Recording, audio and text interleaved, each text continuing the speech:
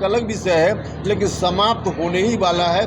दुनिया की कोई ताकत उसको समाप्ति से अब नहीं रोक सकती। इसलिए कि जेडीयू में जितने लोग हैं, आप नीचे के लोगों की बात तो छोड़ दीजिए, जो माननीय एमपी लोग हैं, माननीय मंत्री हैं, तब सभी परेशान हैं और सब लोगों ने कहीं न कहीं किसी न किसी दूसरी पार्टी से अपना कनेक्शन लगा कर रखा है। नमस्कार, आप देख रहे हैं न्यूज़ फॉर नेशन और मैं स्वाति पांडे आपके साथ। क्या वाकई जदयू में टूट पड़ गई है? क्या वाकई जदयू में अब सब कुछ ठीक नहीं है? दरअसल नीतीश कुमार के एक समय के बेहद ही करीबी और बेहद ही खास रहे उपेंद्र कुशवाहा ने नीतीश कुमार पर और जदयू पर बड़ा हमला बोला है।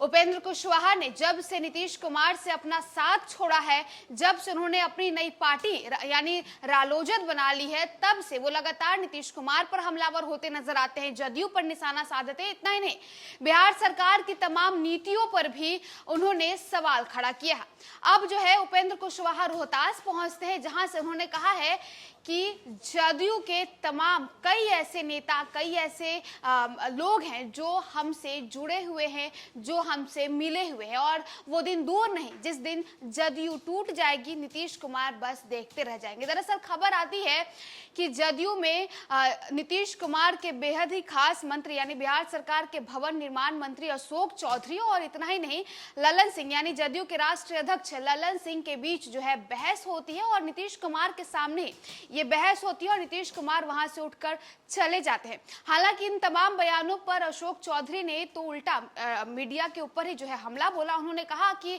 अगर आप सेंसेशनल चीजें नहीं दिखाइएगा तो आपकी दुकान चलेगी कैसे? ललन सिंह हमारे राष्ट्रीय अध्यक्ष हैं, ललन सिंह से हमारा व्यक्तिगत संबंध रहा है, उनके साथ हम भला विवाद कैसे कर सकते हैं? अब इस पर जो है बीजेपी हो या तमाम विपक्ष के जो दल है वो जदयू पर जो है हमलावर हो रही है और बीजेपी को तो बैठे बिठाए मुद्दा मिल गया नीतीश कुमार पर सवाल खड़ा करने का, जदयू पर सवाल खड़ा करने का। बीते दिनों बीजेपी के वरिष्ठ नेता और बिहार विधानसभा के नेता प्रतिपक्ष विजय सिन्हा ने भी जब बयान दिया, उन्होंने कहा कि ललन सिंह फ्रस्ट्रेट हो चुके हैं। उन्हें लगता है कि नीतीश कुमार ने अपना उत्तराधिकारी जो है वो तो अब तेजस्वी यादव को बनाने वाले हैं और ललन सिंह का उसमें कोई जगह नहीं होगा, इसलिए ललन सिंह फ्रस्ट्रेट हो चुके हैं और लोगों से भिड़ते नजर आ रहे हैं। अब ऐसे में अब उपेंद्र कुशवाहा ने भी बड़ा बयान दिया। उन्होंने कहा है कि जदयू में टूट हो रही है, जदयू का टूट अब आपको भी दिख रहा है कि किस तरह से मंत्री और विधायक एक दूसरे से लड़ते नजर आ रहे हैं, मंत्री और राष्ट्रीय अध्यक्ष एक दूसरे से लड़ते नजर आ रहे हैं और ऐसे तमाम कई सारे जदयू के नेता हैं जो हमारे संपर्क में है, जो बीजेपी के संपर्क में है और वो दिन दूर नहीं जिस दिन नीतीश कुमार का हाथ खाली हो जाएगा और जदयू में टूट पड़ जाएगी। क्या कुछ कहना है उपेंद्र कुशवाहा का? रोहतास पहुंचकर किस तरह से उन्होंने जदयू में बिखराव की बात कही है, नीतीश कुमार पर बड़ा हमला किया है, वो लोग भी दावा कर रहे हैं, उनके दावा को मैं खारिज नहीं कर रहा हूं। ऐसा हो सकता है इसलिए कि जेडीयू में जितने लोग हैं, आप नीचे के लोगों की बात तो छोड़ दीजिए, जो माननीय एमपी लोग हैं, माननीय मंत्री हैं, तब सभी परेशान हैं और सब लोगों ने कहीं न कहीं किसी न किसी दूसरी पार्टी से अपना कनेक्शन लगा कर रखा है। उसमें से कुछ लोग मेरे साथ भी संपर्क में हैं, भारतीय जनता पार्टी के साथ लोग संपर्क में हैं और हो सकता है कुछ लोग आरजेडी के भी संपर्क में हो। तो सब लोग सिर्फ मुहूर्त के इंतजार में हैं, क्योंकि सब लोगों को मालूम है कि जेडीयू की नाव पर सवार होकर के चुनाव की बैतरनी नहीं पार कर सकते हैं। तो इसलिए सब लोगों ने कहीं न कहीं कनेक्शन लगा कर रखा है। तो जेडीयू तो सीधे अभी टूटे, कब टूटे यह एक अलग विषय है, लेकिन समाप्त होने ही वाला है। दुनिया की कोई ताकत उसको समाप्ति से अब नहीं रोक सकती। क्या लग रहा है कि नहीं, देखिए व्यवहारिक दृष्टि से यह संभव नहीं है।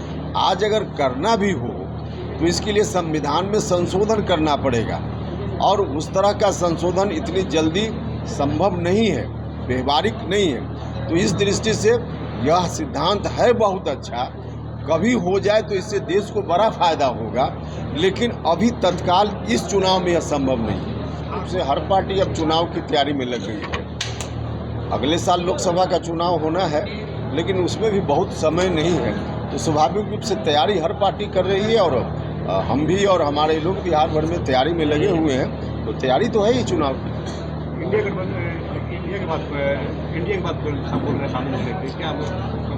अरे एनडीए में तो हम लोग शामिल हो ही चुके हैं, बाज़ाब्ता एनडीए की जो मीटिंग दिल्ली में हुई है उसमें हमारी पार्टी की ओर से हम शामिल रहे हैं। तो एनडीए में आज की तारीख में हमारी पार्टी राष्ट्रीय लोक जनता दल शामिल है, तो यह तो है ही, ऑफिशियल अनाउंसमेंट है, हम शामिल हैं।